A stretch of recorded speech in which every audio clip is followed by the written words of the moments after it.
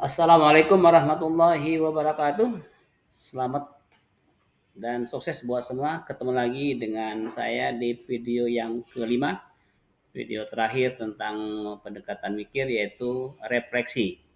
Mudah-mudahan teman semua tidak bosan dan tetap semangat untuk memperdalam pendekatan mikir.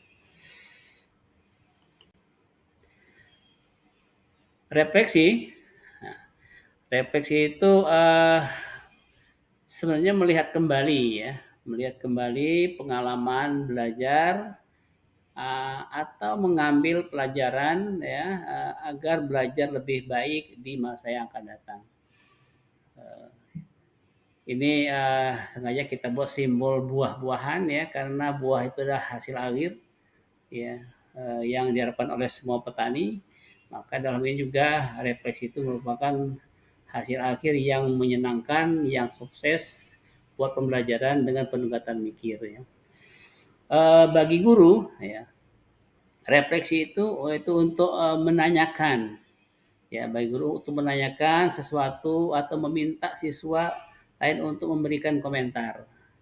Jadi guru memotivasi, mendorong siswa untuk bagaimana supaya keluar apa yang dia pahami, apa yang dirasakan dan lain sebagainya ketika refleksi sehingga tergambar kondisi siswa selama proses pembelajaran dan apa-apa yang sudah mereka pahami, belum pahami dan mungkin akan dilakukan. Ya.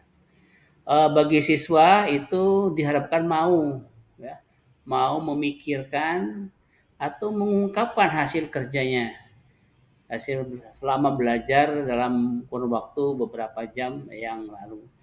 Ini refleksi ya, jadi sangat penting untuk melihat gambaran secara umum sehingga guru harus piawai betul bagaimana mengungkapkan ya, supaya siswa bisa mengungkapkan hasil pemikirannya atau perasaannya ya. Guru menghargai, jadi ketika refleksi apapun yang diungkapkan oleh siswa maka guru harus menghargai atau langsung menindaklanjuti setelah mendengarkan hasil refleksinya. Kalau misalnya anak, Pak, saya belum paham itu, belum paham ini, sudah paham itu, sehingga harus direspon dari sejak awal ya, sedini mungkin dengan harapan mereka punya harapan baru setelah mereka mengungkapkan, mengakui apa yang dialami, apa yang dia rasakan.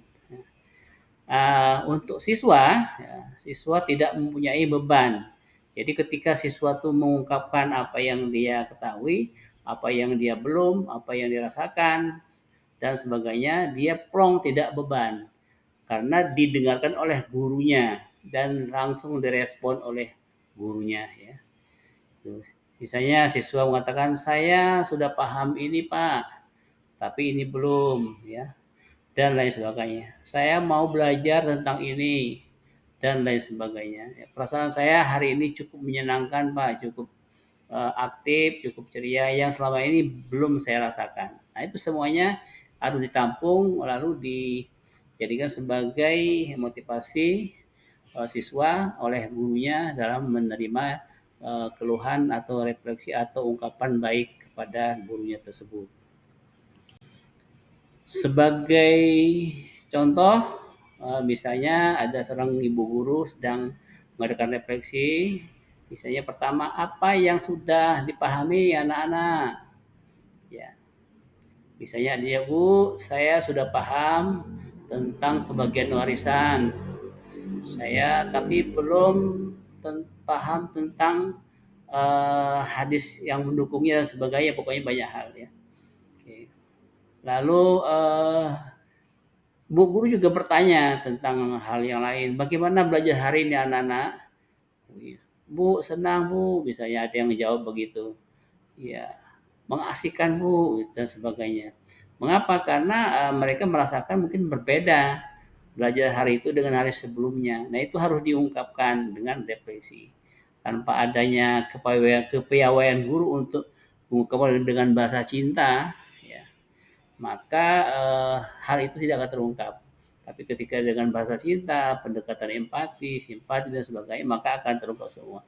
Refleksi ini adalah digunakan sebenarnya oleh guru ya, bahwa untuk perbaikan ke depan. Ketika mengajar ada siswa yang banyak belum paham tentang A, B, C, maka renungan buat kita sebagai guru, maka kita harus menskenario apa yang perlu kita lakukan supaya anak paham dan sebagainya. Ketika anak merasakan kurang semangat, maka juga apa yang perlu kita lakukan untuk menskenario pembelajaran supaya anak semangat. Ketika sudah semangat, senang, maka kita tingkatkan. Itu gunanya refleksi sehingga kita seorang guru tidak merasa sudah pas, sudah puas, sudah bagus, dan sudah sukses dalam pembelajaran tanpa kita mendengarkan apa-apa yang siswa rasakan, siswa alami, dan siswa ketahui. Dengan demikian, kalau kita merespon, kita melakukan refleksi, maka perbaikan ya guru dalam pembelajaran ke depan terus akan meningkat dan akan meningkat menjadi guru yang profesional dan siswa yang mau menjadi pintar. Ya. Eh, Bagaimana cara agar siswa dapat berefleksi? Nah ini juga perlu ya. Ada tiga hal yang dilakukan oleh seorang guru sebelum mengadakan kegiatan refleksi yang mungkin kita bantu dengan kata mantik atau pernyataan apa yang dilakukan guru untuk memunculkan apa yang dilaksanakan siswa. Nah, kemudian guru akan menanyakan apa yang kamu pelajari hari ini, ya, apa yang mau manfaatnya dan lain sebagainya, banyak pertanyaan yang muncul pada saat itu. Ketika gurunya bertanya, pasti siswa akan merespon. Apa respon siswa? Saya sudah paham tentang ini Bu, tapi saya belum tentang ini Bu, dan lain sebagainya dan lain sebagainya. Termasuk mungkin perasaan saya psikologi. Saya hari ini belajar senang Bu, karena kita ceria, karena kita bergerak, karena kita diskusi dan lain sebagainya. Nah itu yang akan muncul. Oh berarti kegiatan pada hari ini bisa tergambar. Sukses tidaknya kita sebagai guru mengajar pada hari itu akan tergambar dari ungkapan perasaan seorang atau beberapa bahkan satu kelas siswa. Ya. Namun ketika siswa mengungkapkan refleksinya atau menggambarkan hasil renungannya, hasil pengalaman selama belajar, maka kita juga tidak harus diam, maka kita harus merespon. Apa yang dilakukan guru untuk merespon apa yang dilakukan siswa? Banyak hal yang dapat kita lakukan. Misalnya, apa yang kamu ungkapkan itu benar semua dan sangat bagus. Dan ibu atau bapak sangat mengapresiasi. Ya. Yang kedua, materi yang belum paham nanti ibu akan bapak coba bantu di luar kelas untuk memahamkan. Nanti bapak misalnya punya buku, punya video dan sebagainya.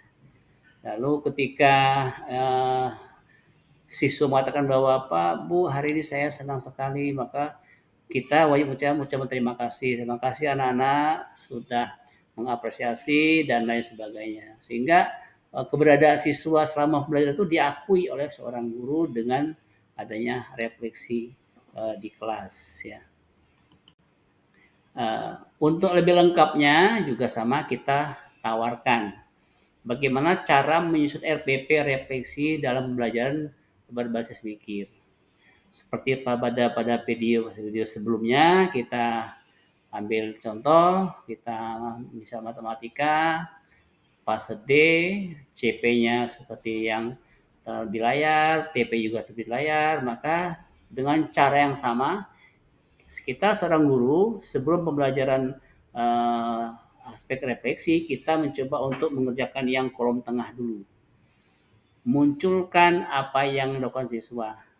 Guru menanyakan materi apa yang sudah dipahami, yang belum dipahami, manfaat yang diperoleh, dan suasana serta hal-hal yang lain yang dianggap perlu untuk ditanyakan dengan jawaban yang ringan dan pasti bisa dijawab oleh anak, bukan pertanyaan yang berat. Pertanyaan siapapun siswa pasti menjawab. Dengan ada pertanyaan pemantik itu, maka siswa pasti akan merespon yang warna kuning. Siswa dalam teksnya itu mengungkapkan pendapat tentang apa yang sudah dipahami, yang belum dipahami, manfaat, dan lain sebagainya sesuai dengan pertanyaan guru, bahkan melebihi dari pertanyaan guru tersebut. Ketika siswa atau setelah siswa mengungkapkan apa yang perlu kita lakukan sebagai guru, ya, maka kita merespon apa yang dapat siswa, yaitu memberikan penghargaan, ungkapan, dan lain sebagainya, ya, sesuai dengan apa yang diungkapkan.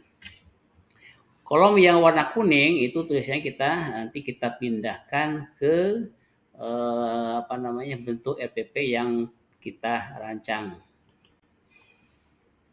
Nah, ini RPP yang kita rancang pada tahap yang keempat, refleksi. Yang kolom kuning tadi kita pindahkan, kita salin menjadi nomor 4 yang inti.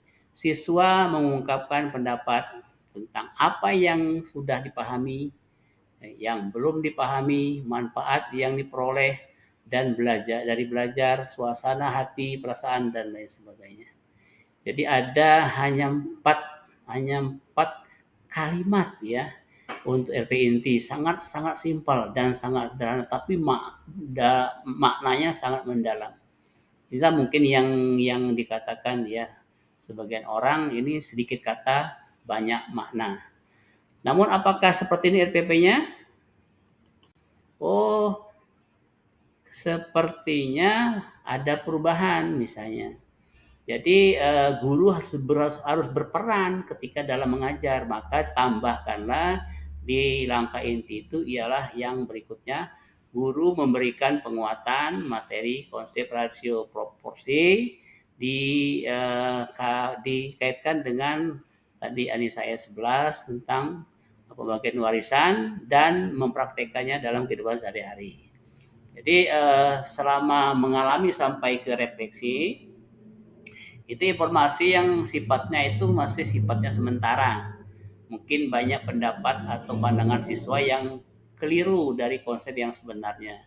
Maka tugas guru pada separuh waktu mungkin, ya, kalau kita ngajar 90 menit, mungkin 45 menit itu adalah tugas guru untuk membenahi konsep, membenahi persepsi, dan lain sebagainya. Maka guru memberikan penguatan. Ya, penguatan itu adalah kita bentuk ceramah. Ceramah itu tidak bisa ditinggalkan karena itu memberikan cara menjelaskan sesuatu kepada orang lain, ya. Apakah cukup urutan seperti itu? Mungkin kita cermati lagi supaya benar-benar EPP kita operasional, ya. Oh, ternyata perlu ada perubahan. Jadi setelah di susunan RPP-nya, ya, setelah komunikasi, maka guru itu memberikan penguatan dulu sebelum refleksi. Maka guru memberikan penguatan, bla bla bla bla sebagainya. Setelah nanti memberikan penguatan, maka ada refleksi. Itu disusun RPP-nya, ya. Maka berarti nomor 4 itu guru memberikan penguatan, nomor 5-nya refleksi yang diungkap oleh siswa. Mungkin kita pikirkan lagi, apakah cukup seperti itu sebenarnya RPP yang kita bangun, ya. Oh, ternyata ada lagi perlu tambahkan, ya. Karena dalam proses pembelajaran, saya harus melihat dan mengukur kemampuan siswa dalam belajar dan bentuk penilaian atau asesmen.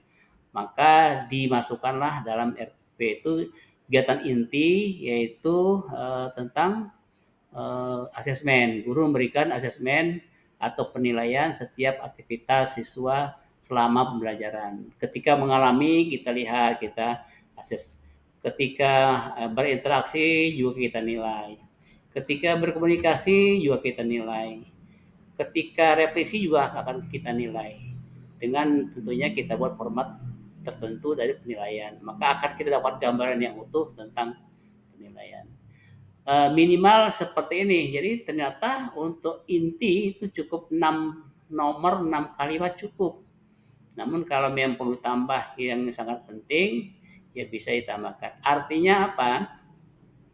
Maka RPP yang kita bangun itu tidak terlalu panjang, tidak terlalu jelimet, kalimatnya singkat, tapi hasil dari kalimat ini adalah proses tadi. Nah, proses tadi itu yang harus dilakukan oleh guru. RPP itu tidak usah dibawa ke kelas, cukup di meja ruang guru, tapi yang dibawa ke adalah esensi RPP yang nempel di kepala Bapak dan Ibu guru, sehingga ketika mengajar di kelas sudah terskenario otomatis bahwa saya akan melakukan apa, dan apa. Teks RPP yang muncul itu karena ada proses, bukan copy paste atau mungkin kita pinjam kepada teman kita dan sebagainya, sehingga kita tidak akan maksimal untuk memahami. Namun kalau kita akan proses yang benar seperti ini, insya Allah dan saya yakin RPP yang dimunculkan itu pasti akan terekam dan tergambar di kepala masing-masing sebelum teman-teman mengajar. Untuk lebih lengkapnya, jangan lupa tonton dan pelajari ada video pembelajaran model-model ARKA. Ini ARKA ini juga sangat penting, insya Allah kita lagi menyiapkan. Ini juga salah satu tawaran dari kurikulum berbasis cinta tentang ARKA. Ternyata ini luar biasa juga bagusnya, tapi kita pahami satu persatu. Terima kasih atas perhatian semua. Mudah-mudahan dengan adanya 5 video ini dapat bermanfaat buat kita. Wassalamualaikum warahmatullahi wabarakatuh.